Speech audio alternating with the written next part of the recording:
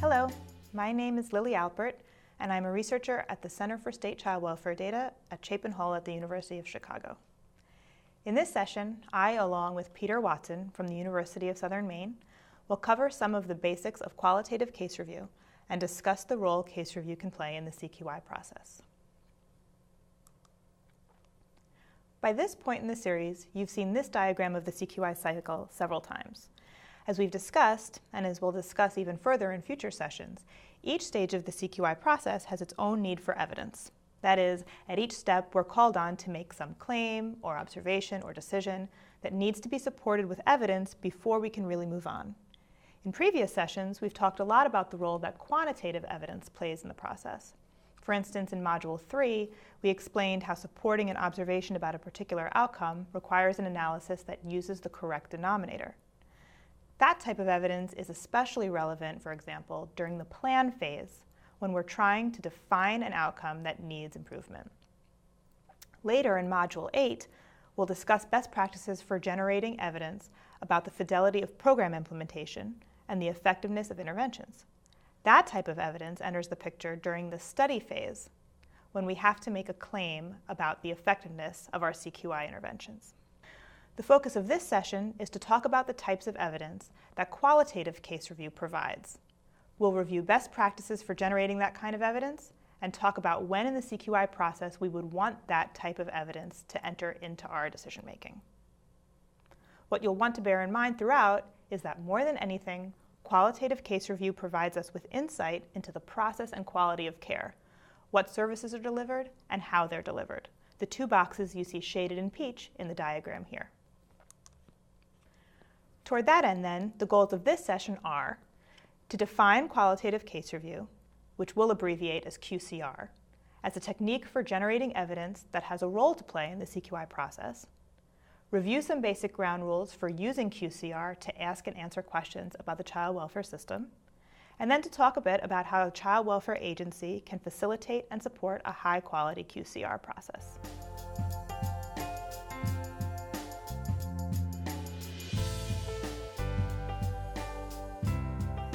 You know by now that your agency's administrative database is a rich source of information about the performance of child welfare system and outcomes for children who come into contact with it.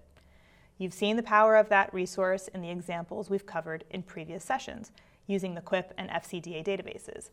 Applying quantitative analytic methods to those archives can produce critical information about safety, permanency, and well-being outcomes for the children your system serves. But there's a limit to what we can learn from quantitative analysis. QCR adds to our knowledge about what promotes and prevents those child and family outcomes by offering a rich qualitative look at the process and quality of service delivery. To get at that, QCR has tapped the wealth of information that exists in case records and acknowledges the importance of talking directly with the people who are involved in the work, including workers, children, families, foster parents, providers, and others. In short, then, QCR is a qualitative data collection and analytic method that typically involves selecting a sample of cases for review, extracting information from the case record using some sort of data collection instrument, and often conducting interviews with relevant stakeholders.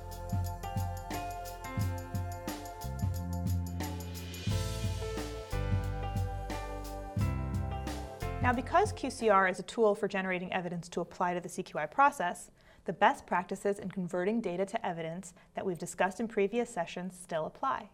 We may be making a shift from quantitative data analysis to qualitative data analysis, but the basic ground rules stay the same.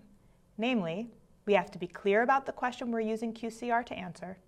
We have to select an analytic method that answers that question, and as we'll see in a little bit, this means making thoughtful decisions about which cases to sample and what kind of instrument to use to collect the information that we need. And we have to consider the window of time necessary to observe the casework process that we're interested in studying. So what types of questions then can QCR help us to answer? In recent years, as agencies' administrative databases have come to capture more and more information about what happens to children and their families during their involvement with the child welfare system, quantitative analyses of those archives increasingly answers a number of questions about the process of care. In other words, whether or not a thing has taken place. For instance, we can often use population-level analyses to answer questions about the timely completion of assessments, the frequency of caseworker visits, or the timing of legal milestones like case adjudications and permanency hearings, just to name a few. In light of our increasing ability to answer those process questions with administrative data, what questions should we rely then on case review to answer? QCR is uniquely suited for asking questions about the specific expectations of case practice throughout the child and family's experience in the system. Case records provide documentation of whether and how those expectations are met, and interviews allow us to gather rich information about how families, workers, and stakeholders interact with each other and with resources to help families toward better outcomes. Therefore, while QCR certainly allows us to answer questions about whether certain processes took place, we want to also take advantage of the method to learn more about the quality with which they took place. Consider the expectations that your agency already has for working with children and families.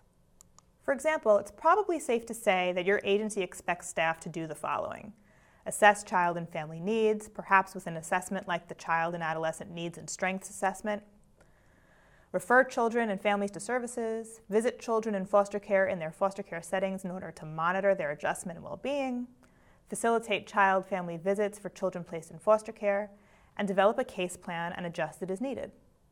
It's probably also a given that your agency expects those processes to be executed with a degree of quality, according to best practices in case management and social work. For example, the expectation is not only that the worker conduct an assessment, but that the assessment tool is completed with accuracy and fidelity to the protocol. Similarly, there's an expectation not only that children get referred to services, but that those services are matched to the needs illuminated by the assessment results, and so on. These expectations about how casework unfolds can be translated into qualitative research questions that we can use QCR to answer.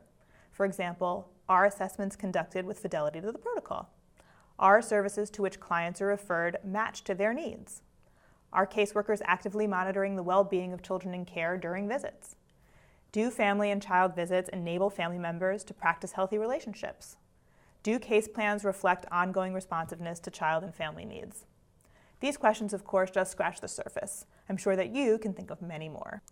Having identified the question then, the next step is to select the population from which we want to sample cases. Because QCRs are so labor-intensive and reviewing cases for the entire population of children that your agency serves would be totally untenable, QCRs require a sample of cases for review. The presumption is that we can use a sample of representative cases to make a relatively generalizable claim about what's going on in the system as a whole. To make that claim defensible, we need to be careful then about how we sample cases. The population of cases from which a sample is drawn is called the sampling frame. The sampling frame in the QCR is the corollary to the denominator in a quantitative analysis. So as you learned in Module 3, selecting the correct denominator is essential to answering your questions accurately, and the same is true about the sampling frame. We have the same basic choices of sampling frames that we do of quantitative denominators. An entry cohort samples from a population of cases that open during a particular period of time. An exit cohort samples from a population of cases that close during a particular period of time. And a point-in-time population samples from a population of cases that are open on a particular day. There's a fourth population that you may also be familiar with when it comes to case review methods, and that's a served during population. You can think of a served during population as a variant on the point-in-time population. Instead of saying, for instance, sample from all the cases that were open on January 1st, 2014, a served during approach might say, sample from all the cases that were active for at least one day between January 1st, 2014 and June 30th, 2014. So how to choose? Well, it depends on your question, and the rules for selecting a denominator still apply.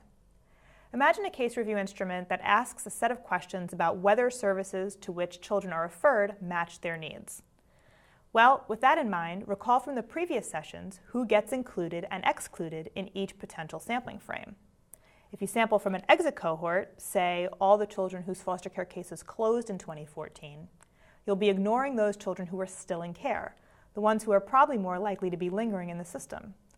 Well, what if the long stayers are the children whose services are poorly matched to their needs? A sample of only exiters would probably underrepresent that dynamic. Also, recall the characteristics of who winds up in a single exit cohort. That group will include some short stayers who only experienced your agency's most recent approach to casework, and some number of other children who were in care for a very long period of time. Remember that in QCR, our purpose is to make a statement about how practice unfolds. What if your agency's assessment and referral practices have changed in recent years? For those longer stayers, their experience in foster care will be characterized largely by that old way of doing business. You can see then how sampling from an exit cohort would make it difficult to make a claim about the typical experience children have with the assessment and referral process. What about sampling from the population of cases that are open today, a point-in-time sampling frame? Well, similar problems exist. The group of children is also mixed with respect to prior exposure to foster care practice. And on top of that, we know that point-in-time samples tend to overrepresent long stayers in foster care. They ignore everybody who's already gone. Continuing with the hypothesis from a moment ago, if poorly matched services are associated with longer stays in care, sampling from a point-in-time population could give you an oversample of that undesirable practice. A served-during population casts a bit of a wider net than a point-in-time group. For example, if you draw a sample of children served between January and June 2014, you'll capture some children who entered during that time, some who exited during that time, and some who were in care throughout those 6 months. But as in a point-in-time sample, it's still going to be very mixed with regard to prior exposure to the system. This is where you have to be super careful about the match between your question and your sampling frame. And since lots of existing QCR protocols out there call for a served-during population, you'll want to make a specific note of this. If you're asking a very general question about the recent quality of casework, then a recent served-during population could serve you fine. You would want to make sure, though, that all the children in your sample have had the opportunity to experience the process you're interested in studying. You might also accommodate a mixed sample like this by creating an instrument that accounts for whether the child entered care during the period or was already in care during the period. We'll come back to that in a moment. Sampling from an entry cohort gives all the children entering care the opportunity to be sampled. And because the cohort is delimited by a particular time period, say a particular quarter or a particular year, you can be more confident that your cases will represent the type of practice characteristic of that time period. That said, we can't just select any old entry cohort and be done with it. We have to make sure that the timing of that cohort is matched to our question. In other words, we have to go back to the principles we learned about the window and make sure that our entry cohort is far back enough for us to observe the process we're interested in studying. For example, if our question is about a process that occurs within the first 30 days of case opening, say an assessment process, then we can probably answer that question by sampling from a recent cohort. On the other hand, if our question is about the process of terminating parental rights and planning for adoption, a process that normally doesn't start at the beginning of a child's experience in care, we'll have to push our cohort far back enough so we can sample from a population that's had enough time to allow that late occurring process to unfold. The bottom line is that what's true for quantitative analysis is true for QCR. The population in your sampling frame needs to match your question, and the sampling frame you select has implications for how you can interpret the results of your review. Generally speaking, the rule of thumb for selecting a denominator holds true for sampling frames. If you want to make a statement about the typical experience of children in care, sample from an entry cohort.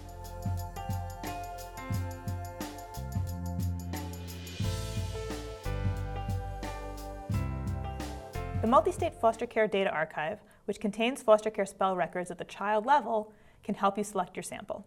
Let's switch over to that now to see how we do that.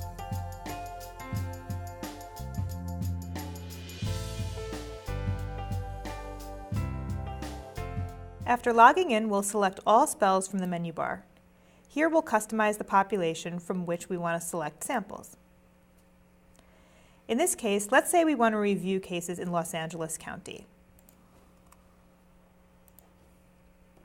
We'll leave the rest of the variables at their defaults and say, bring us back the spells of all the children who came into care in Los Angeles between January 1st, 2013 and June 30th, 2013.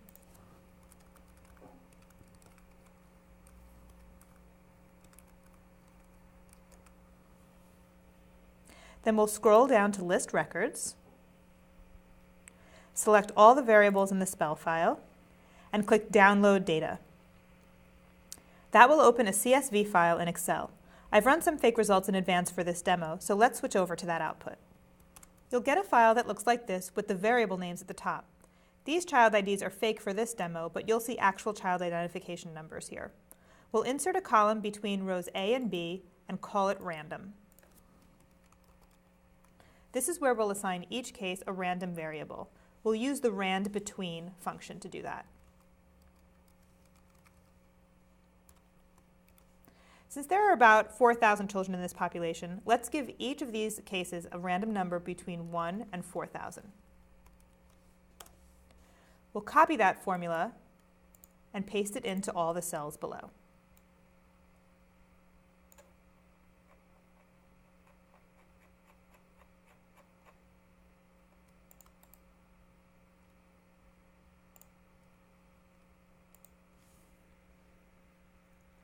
We're going to sort these later, so it doesn't really matter exactly how you assign the random number, just as long as it is in fact random.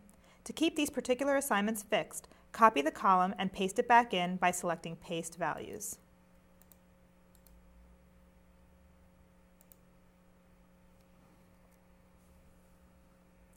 Now, sort the spreadsheet by the random variable and select as many cases as you need just by taking cases from the top down.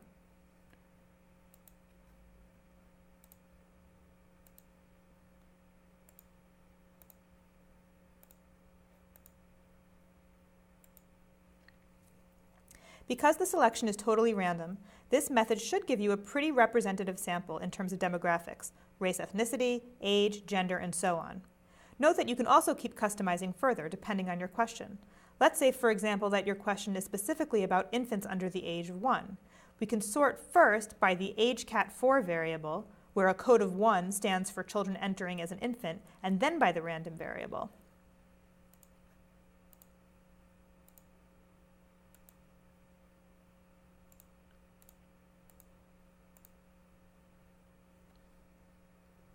All the infants will rise to the top, and then we can select however many infant cases from the top down.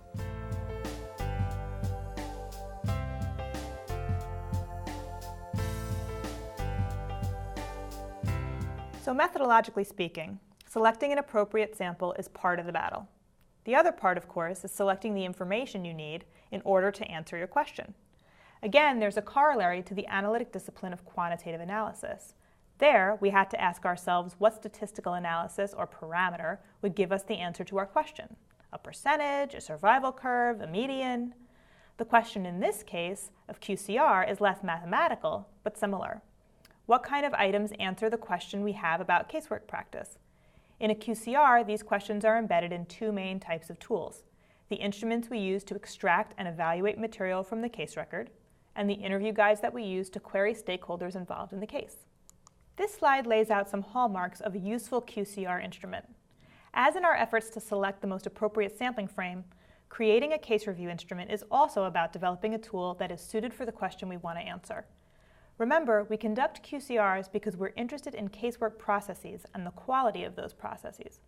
Therefore, our questions should be about those processes and organized according to how they unfold. You may be familiar with case review instruments that organize questions according to the outcomes that we want children and families to achieve. For example, that children are kept safe or that family connections are preserved. These are really the results of the processes that we care about. Organizing questions by the result and not by the process requires the reviewer to backtrack to determine whether children are applicable for each item. It also somewhat obscures the point of the inquiry, which is to find out how the process itself unfolds. In contrast, a tool that's organized according to how the process manifests is aligned with the longitudinal point of view that we've presented throughout all of these modules, namely that cases begin at a starting point, at an intake process or something like that, and from there, children flow through a variety of trajectories. Those trajectories are created by the process of casework, for instance, by the intake process, the in-home service delivery process, the placement process, and so on. Organized in this way, skip patterns can direct the reviewer past questions that are not applicable for a particular child, and they can accommodate different lines of questioning for admissions cases and in-care cases in situations where you may be dealing with that kind of a served-during population. Appendix A in your workbook contains an excerpt of a case review instrument designed based on the principles we just reviewed. Take a moment now to review that.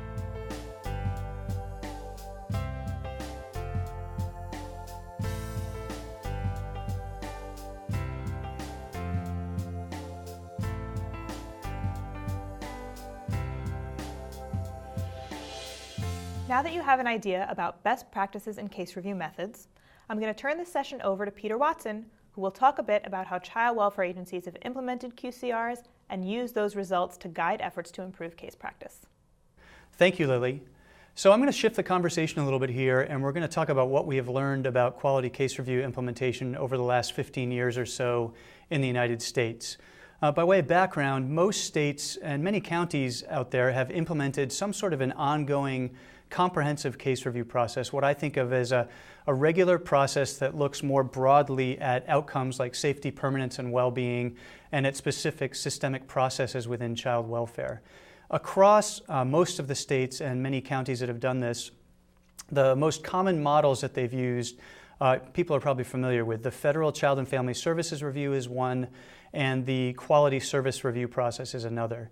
These are fairly similar in their approach. They rely on detailed instruments and protocols where reviewers look first at the case files, review that information, and then conduct interviews with key case participants, biological parents, foster parents, young people, children who are involved in the cases, sometimes service providers, maybe judges and other key people in the cases. And then they make ratings across key items related to outcomes or case processes based on both what they've learned through the case files and what they've learned through their interviews. So this relies on the professional judgment of these reviewers to explore what's happened in these cases in specific periods of time.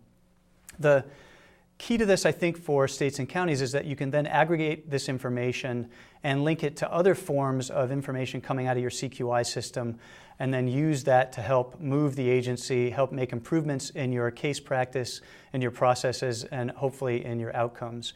So what we want to do here is think about what it takes to implement a quality case review process in a sustainable way. And I want to try to pull out some of the lessons that we've learned from states as they've done this. Before we start with that, I want to outline a couple of the benefits that agencies get from using these types of ongoing comprehensive quality case reviews. And the first three bullets on this slide focus on areas of benefits that you can get both during reviews and after. States and counties think that they can use these ongoing quality case reviews to articulate practice quality for staff and stakeholders in their systems. So through these review processes, they look at the key types of case practice, and they help staff, stakeholders, and others understand what those are and get a read on how well they're doing that through these case reviews. You can also use these reviews to provide meaningful feedback to agency staff, leadership, managers, and others on where the quality of practice is currently, and then think about how to shift that over time. And finally, you can teach and coach staff on the practice standards that you think are important for your agency.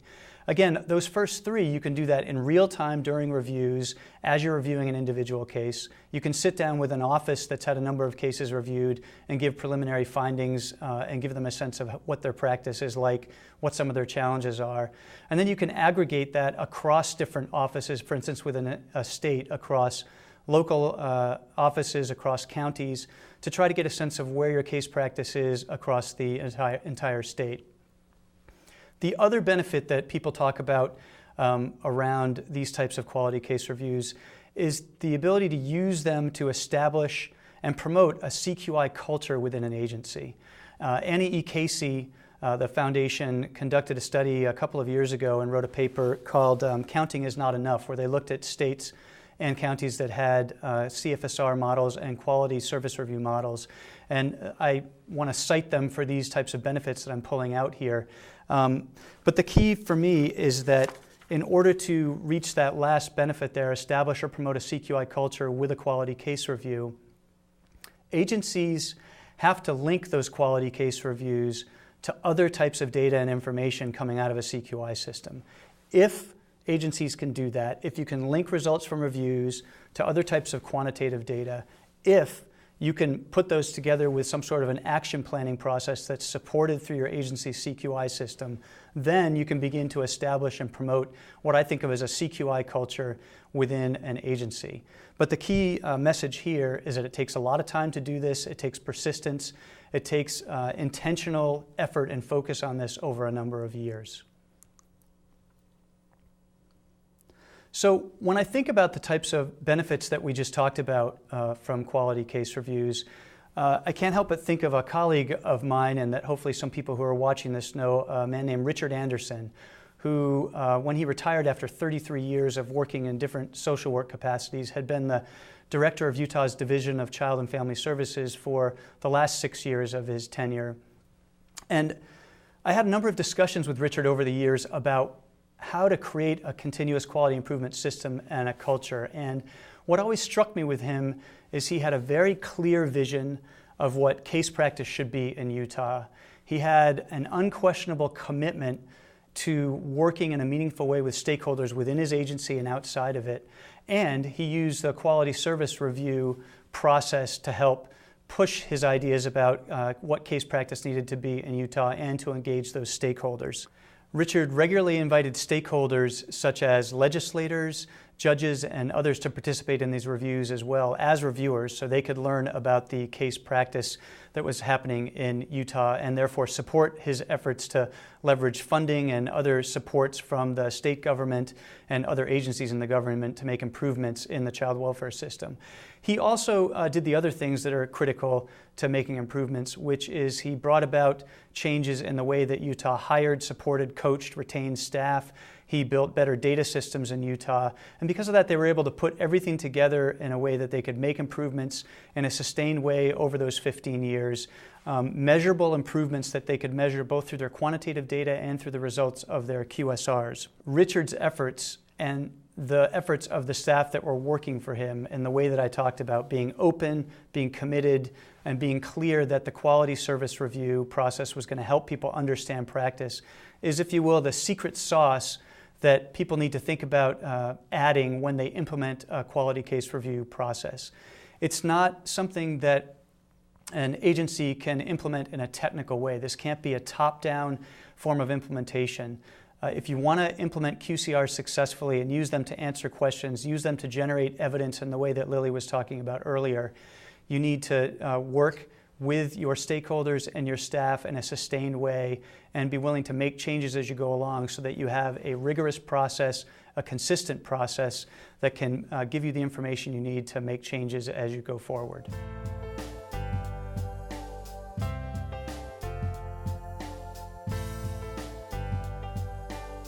I want to shift now and talk specifically about some of the strategies that we have learned are critical to implement quality case reviews. And many of these strategies come from a national CQI working meeting that was convened back in 2012. The National Child Welfare Resource Center for Organizational Improvement that I directed convened this meeting along with the Children's Bureau. And our goal was to bring together professionals from around the country in child welfare, academics, people who focused on continuous quality improvement, and think about what does it mean to put together a continuous quality improvement system in child welfare. We had a specific work group that focused on quality case reviews. People from states like Utah, Minnesota, Kentucky, Illinois, Hawaii, Oklahoma came together and spent a day and a half really talking about what made their QCR systems work well. And that's where a lot of the strategies come from that I'm going to talk to you about. The first set of strategies focus on actually developing and implementing a QCR system. So there's a couple things I want to highlight here. And again, these will sound familiar based on the example I gave of Richard Anderson's work in Utah. First, the folks who've done this well talk about the need to identify clear links between your quality case review and your agency's practice model. People in the field need to understand that the items that you're reviewing through your quality case review relate to the key practices that you are trying to put in place in the agency, the practices that everybody believes are going to make for better outcomes for children and families. So being explicit about that in your communication, both before you implement a review, when you provide results to people after reviews have happened, is a key way of getting people to understand why this is important to them. What's in it for me as a worker, as a supervisor? I can learn more about how well I'm implementing the key elements of a practice model that we all believe are going to make a difference in the lives of children and families. A second area is promoting local office ownership and involvement. So again, rather than having a top-down implementation where someone in the central office or someone at the county's executive office says, we're going to now implement a QCR model and here's what it looks like, you will do better, agencies will do better to engage with people throughout the system, people from local offices, on helping to define what the QCR approach is, how to implement it in a way that's going to be effective, and how to implement it in a way that's going to give results to the local offices that they can use to understand what their case practice is and to make changes going forward. So a similar point is including stakeholders in the process, stakeholders from within the system and outside the system as well.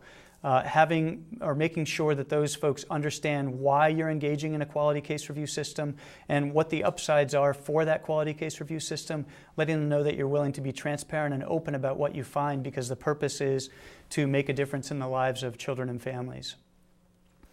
Another area that I think people actually give short shrift to is anticipating and resourcing the logistics necessary to carry out these quality case reviews.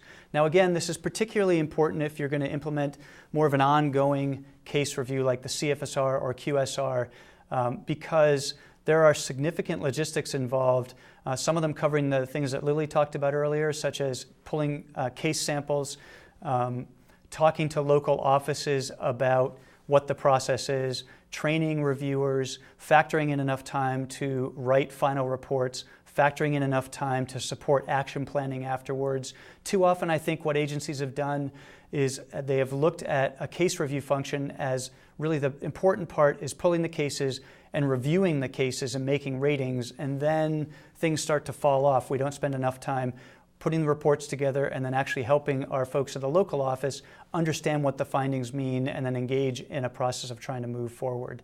So anticipating and resourcing those is key from the beginning, or else people who are conducting these reviews start to get behind and feel like they can never catch up, and frequently actually feel like they can't provide the support that's really necessary to help local offices make changes going forward. A second area I think is more important after you have begun to implement the quality case review, and that is training, coaching, and supporting quality case reviewers, whoever they may be within your agency. These can be a small unit of professional reviewers whose key job function is to conduct case reviews, but frequently it's going to be a combination of some folks like that with other people from the agency, people from the community who will also act as reviewers. There's some variation in those models out there. I want to say a couple things. People always ask what you need to look for when you're trying to hire or choose reviewers. And there's a couple of things. They're not hard and fast rules, but I think that you should consider if you're putting together a QCR process. First, people have to have a pretty good familiarity with child welfare. I think people who have no familiarity with child welfare whatsoever are going to have a difficult time engaging in these types of comprehensive reviews or more focused reviews that are focusing on particular aspects of case practice. I think you can take people who have some experience in human services and some experience in child welfare, even if they're not full-time child welfare professionals, and they can learn their way into the job. But you really need to get people who are excited about the prospect, who understand the potential benefits of the QCR, and who are willing to be open and communicative with people out there about the reviews themselves, what the findings are, and what the potential is for making changes going forward. What you see sometimes on the other side is if you choose reviewers who are perhaps used to engaging in more of a compliance type case review that's really just checking boxes around whether different elements of case practice have been done in a timely way, for instance. People like that sometimes struggle to make the transition to these more open-ended reviews where they have to use their professional judgment, where they have to both look at case files and interview people who've participated in the case and then put those together and make judgments about how well or not well things are working. People who are used to a compliance-oriented review where they're just looking at case files can struggle with that. I remember once in a review that I was helping to conduct in a state a number of years ago, there were some reviewers who had been used to that type of just case file reviews, and one of them in particular during a more of an ongoing QCR review, the first pilot that we were doing, was taking a red pen and was making corrections in the hard copy case files of caseworkers. And we had to tell him, that's really not the purpose of these reviews. And moreover, if you approach them that way, workers and supervisors and others will very quickly associate it with a compliance review where it's more of a gotcha review when central office is going to come and get us in trouble. The tone of these reviews is critical, and so we've got to choose people and train them and coach them in a way that they can engage in them in a different way here.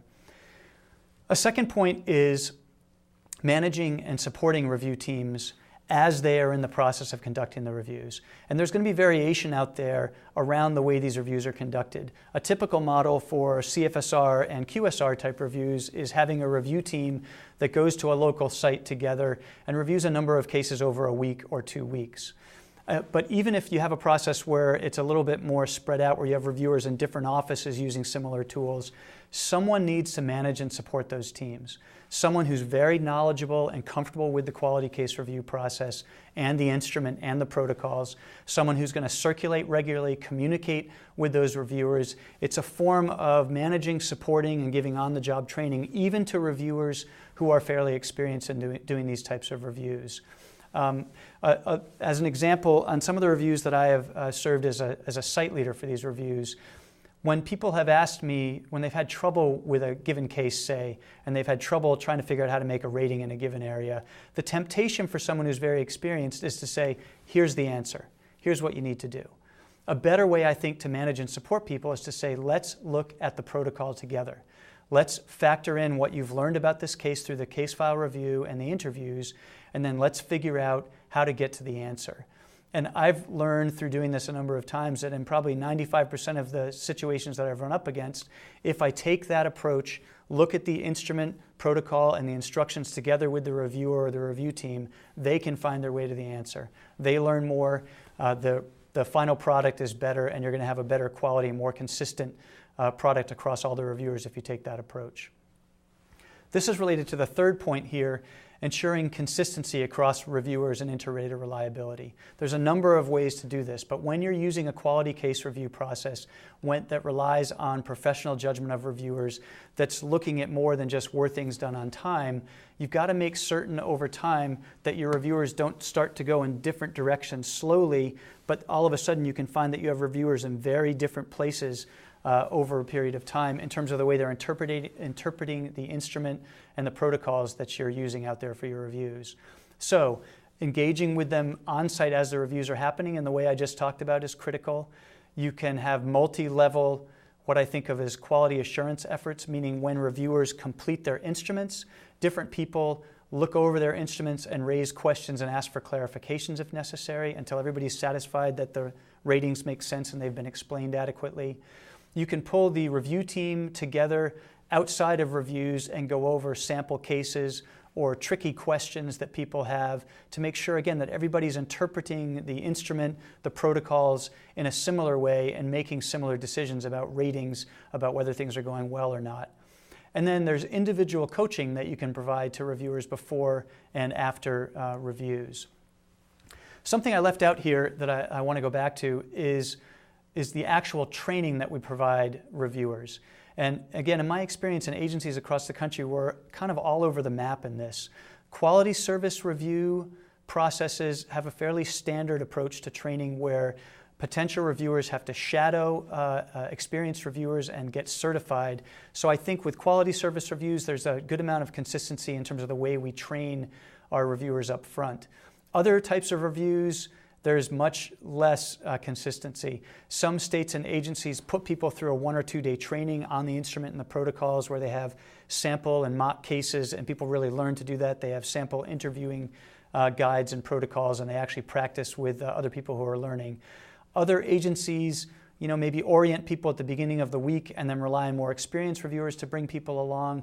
But we've really got to be thoughtful about how to train people right up front and then, as I said before, support them as they go through these reviews if you want to have consistency across the reviews and if you want to then use the data that results, particularly in the aggregate, put it together and say, what do we know about our practice in a local office, across the agency, across the state, whatever your jurisdiction might be.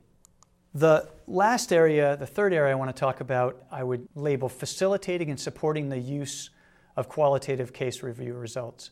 Again, what I said earlier, this process is not just about conducting the reviews and giving individual feedback to workers and supervisors who have had cases in the reviews. We've got to do a number of things in order to create useful information and evidence that we can then use in our agencies to try to move forward and combine with other types of data and information. The first thing, it seems obvious to say this, but it doesn't always happen, is we've got to provide timely and usable results for local offices that have cases in the review sample at any given period of time. This can take a couple of different forms. First, you can make the decision to provide individual feedback to a worker and or supervisor who have had a case in the review process. That can be very helpful to that worker and the supervisor in understanding what you've learned and in helping them adjust their practice. I think training for that is key. People have to think about how they're going to work and provide that feedback so that it's taken in a constructive way that people can use. In a more aggregate fashion, there are many jurisdictions out there that at the end of a review week or a review period, right at the end of the review, we'll sit down with a local office and say, here are our preliminary results. They'll have an exit meeting with anyone in the office who wants to be there and go over the results, the preliminary results, leaving out the possibility that they could refine these as they look over the data, but to give the office immediate feedback on what they've learned. I can't stress enough how appreciative people are if they receive that type of feedback, and how that shows that the people who are conducting these reviews want it to be a transparent process. The other thing, though, is that we need to then go back and write a more formal report that we can turn around and provide to local offices. Again, sometimes because we're moving so quickly and trying to conduct other reviews, that part slips. And while our intentions are to turn around a report in 30 days or so, it has not been unusual in my experience to see jurisdictions that are significantly behind over a number of months at turning these reports around to local offices. Local offices then feel that they can't really act on the findings because they're not sure whether they're final or not. So we've got a responsibility, as I said earlier, to resource that and to make sure we turn those results around. The other thing, though, that we need to do is produce aggregate quality case review results, meaning aggregate what we've learned across different sites, across different review periods, so that we can get a more comprehensive picture of some of the strengths that we see in our practice within our jurisdictions, some of the areas of challenges. Is this always definitive information? Not necessarily, but it gives us a good window depending on sample sizes, depending on what questions we ask through these qualitative case reviews, that you can then combine with other types of data and information. Other quantitative data and information, other reviews that have happened. You can also then turn around and conduct a more focused review in areas that you either need more information or that you've uncovered areas that you need to spend more time on trying to look at practice because you know that you need some improvements. And related to that is the need to support improvement efforts. Again, I think sometimes we've made the mistake in child welfare of thinking that if we conduct quality case reviews and we then turn around the results to local offices, and even if we combine those with other types of outcome data, that some sort of magic will happen, people will be convinced, and they will take action. I think what we've learned is that people are a little bit unsure about how to engage in action planning and how to move forward in their work once they've received results from a quality case review. And again, so I think from a jurisdiction's perspective, if you're implementing a QCR, you need to put some resources behind supporting action planning and improvement efforts after reviews have been conducted. You need to facilitate some of those processes sometimes and help people at the local level develop that ability, build those muscles in action planning and deciding how to make changes, again, in combination with other types of data and information that are coming out of your CQI system. The final thing that I would say is that you need to experiment with the way that you support this work. There isn't a manual that just lays out from A to Z the way to implement these, and particularly the way to engage in the action planning part of this. And again, the jurisdictions that I have worked with and been impressed with who've made this work over time have been willing to change up, experiment, engage with local offices in a different way so that the information coming out of these reviews is actually useful and digestible and can lead to the types of changes that are going to improve our outcomes and improve our practice.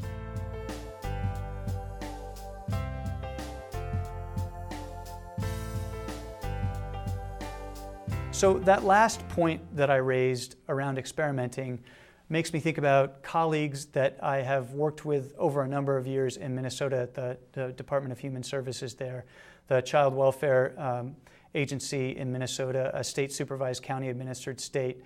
And I just wanted to share a couple of reflections about the way that they have undertaken their quality case review process. They use the Child and Family Services Review model, and they've been doing that since the early 2000s.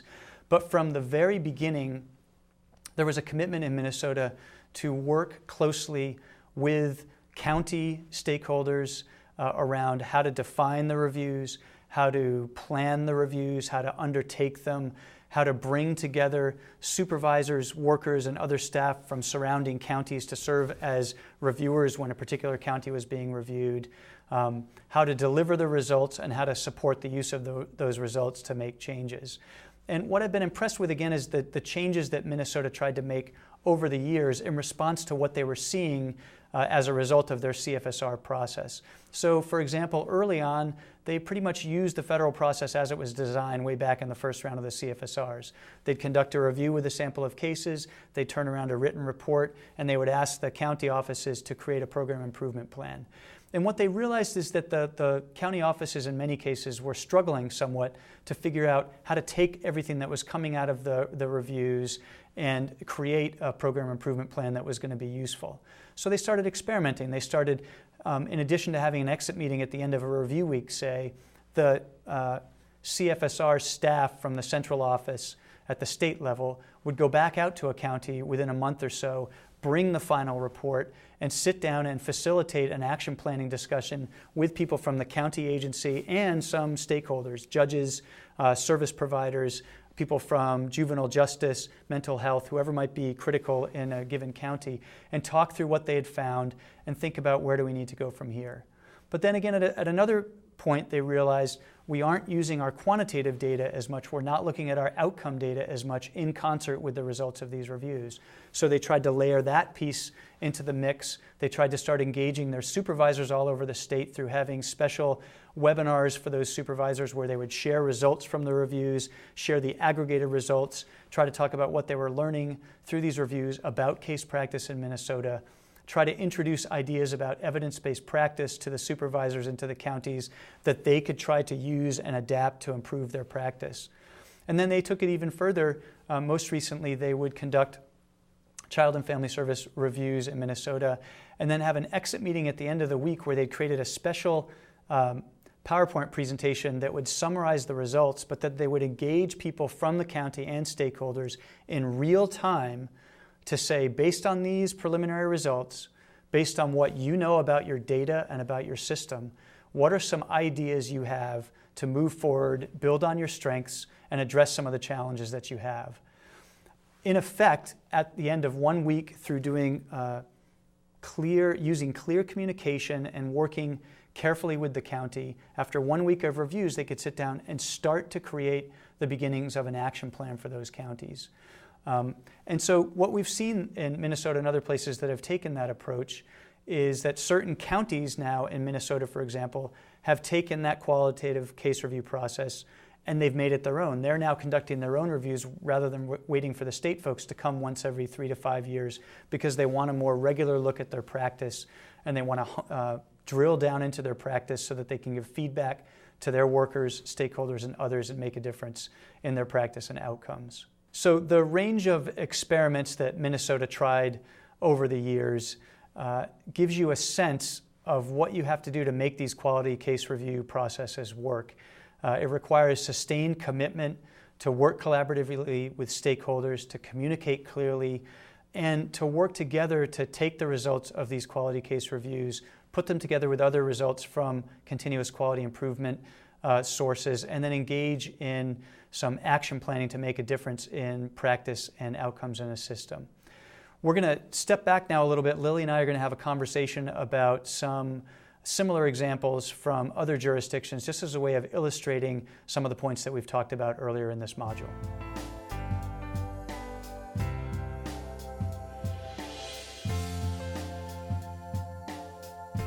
All All right, Peter, so to this point today, we've talked about some of the best practices and methods in conducting rigorous case reviews, and you've talked a little bit about some of the resources that agencies can bring to bear to ensure that those procedures go through effectively and smoothly and gather the best evidence possible.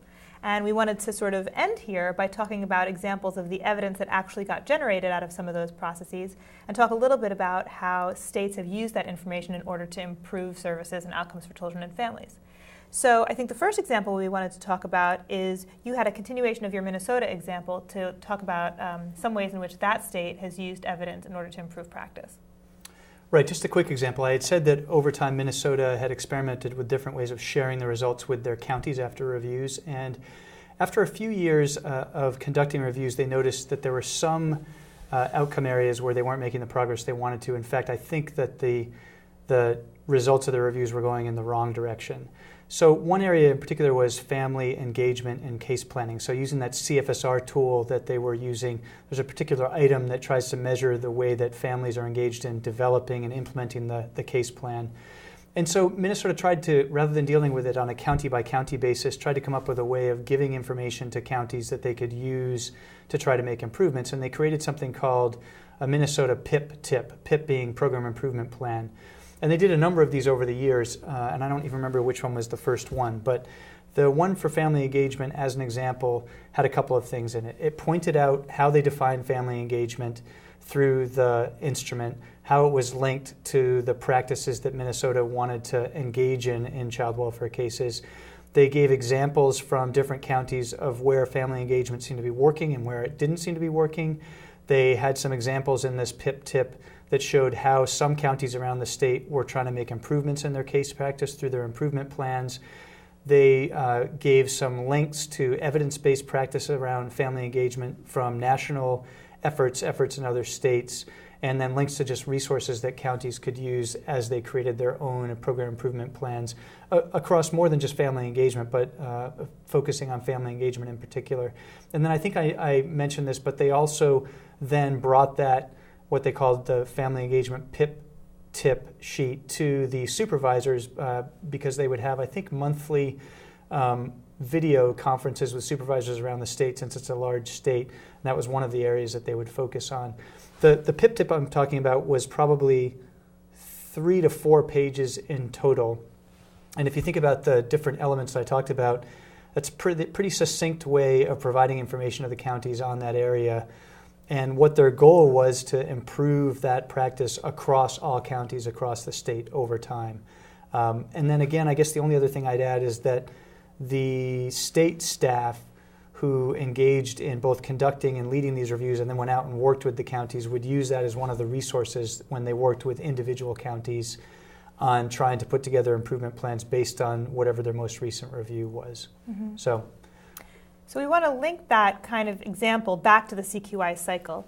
And so what that example brings out for me is that the PIP tip was sort of an example of a strategy for improving the quality of care. If we think of casework as a very general way to describe the intervention that states are conducting with children and families, one way to improve the quality, in this case equating quality with family engagement, right? Mm-hmm. Improving family engagement, the PIP tip, collating that information gathered from the case review, distributing it, and making it part of supervision and making it part of regular oversight of casework was an effort that Minnesota used to improve the quality of care. Mm-hmm. Well, I was going to say, remember one thing about this that these reviews can help you with is it's not just a dry. How do I put it? The evidence isn't just kind of dry, boring evidence. If you do it right, you can say, here's what we've seen from looking at the case files, and here's what families are saying, right? Mm-hmm. It's not just dry language. You can actually give examples of where it works for families and where it doesn't, and it just makes it that much more powerful to get at what you're talking about. Mm-hmm. Great. Well, there was a second example I know we wanted to cover in a different state in Tennessee. Can you tell us a little bit more about that experience with the providers? Right. We had this in one of our newsletters a couple of years ago, and I like to think of it as the value of curiosity, and this in some ways illustrates where you get to if you use a quality case review to get to almost a culture of continuous quality improvement in an agency. So Tennessee is a state-administered system. They use the quality service review model, that ongoing comprehensive review, and they go district by district. And in a particular review at one point, one case that was reviewed, the reviewer noticed in looking at a service provider that a child had been restrained in some way. And they got concerned about how restraints might be being used in this service provider. I think it was a residential program. So after the review was over, they decided to investigate a little bit, and they looked at the results from their reviews. They pulled results from other reviews, and then they did something which I think is a great illustration of CQI. They pulled in data from their system, from the reports that providers gave to the state, to try to look at how many restraints was this provider using, and their theory was that this provider was using too many restraints. When they looked at the data, it turned out that this provider had a lot of cases. So proportional to other providers, they were not using more restraints than other providers. So that hypothesis, if you will, turned out to not have any basis in terms of them using restraints inappropriately, at least in terms of the number of them. But during that investigation, they also noticed that a different provider had been using what they referred to as seclusions. And again, I don't know how this worked exactly, but somehow secluding young people in a way, I assume in a disciplinary way. And they realized from looking at their data, that they had inadequate policies, if any policies at all, about secluding young people as a result of their behavior. And because of that, they went and looked at their data, they engaged with the policy shop, they engaged with their local CQI committees where this provider was, and ultimately they developed a new policy around when seclusions were acceptable or not, how they would be used or not, and then implemented that new policy at the local level and eventually throughout the state. To me, that's a great example of using a quality service review, identifying an issue, looking at it in a different level of detail than you could when you were just on site, looking at other data, and then ultimately coming up with something that was entirely different, but that made a positive difference, hopefully, in the way that practice was being implemented around these young people in these residential programs. Mm-hmm. So that example actually makes me think of two junctures in the Plan, Do, Study, Act CQI cycle where evidence from the case review came into play in order to reflect more deeply on how the system works. So one thing I heard you say was that this one instance caused the state to want to reflect on how it measured at the administrative level how providers use seclusion and restraint, right? Did we have a good handle at the macro level of how often this happens in the provider community? And to me, that speaks a lot to this, the measurement that needs to take place in the plan phase and throughout, right? How have they defined the outcome of interest? In this case, how do we define the frequency or the acceptable frequency with which providers use seclusion and restraint? So getting into this one case caused the state to want to take back and reassess whether it was measuring that at the macro level in the best possible way. And then the second juncture that you made me think of when you were telling this little case study was how the evidence from case review influenced the discussion about policies and quality standards around what we expect providers to do in terms of seclusion and restraint.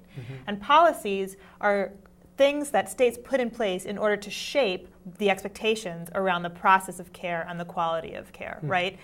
The process of care, how we deliver services, how things are done, are shaped by a set of guidelines in many ways. In a privatized system that relies on private providers, those policies for the contract provider are distributed and said, here are expectations, in this case, for example, around the use of seclusion and restraint. And so it was able to bring some more shape or some tightness to what the state expected from its provider community in terms of how to conduct the process of care. And they engaged folks at the local level and those local or those regional continuous quality improvement committees. So they took it from just maybe being a state decision about what the policy is, and then engage people at the local level on how are we going to implement this, how are we going to work with those providers, what's going to make sense, which I think is really critical to this as well, and to doing or engaging in this cycle in a way that's really going to work. So, yeah. And so the third thing I wanted to end on is a little bit of a segue to what we'll talk about a couple of modules from now when we zoom back to the Plan, Do, Study, Act CQI cycle, generally speaking, is that I think case record review can also provide really good evidence when an agency is at the point in the process where they're trying to develop a theory about why a particular problem exists. So in a couple of modules, we're going to talk about some basic steps of hypothesis testing that says, after you define a problem and make an observation, I observe that a certain thing is going on. The next question is, I think it's because. Why do I think I see what I see on the ground? And case review is a unique opportunity to ask the I think it's because question.